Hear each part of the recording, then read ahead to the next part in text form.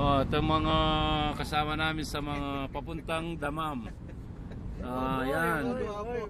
Mga Kapampangan yan at isang taga Laguna yung kapatid namin sa Christian.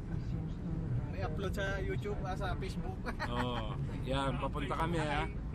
Yan. YouTube yan, kuya. Ito yung deserto. Yan ang mga deserto ng mga Saudi Yan, dyan, para maganda. Yan sa kabila, deserto yan. Re-reflex no? Yan mga kasama natin sa Pampanga. Yan, kilala nyo siguro yan.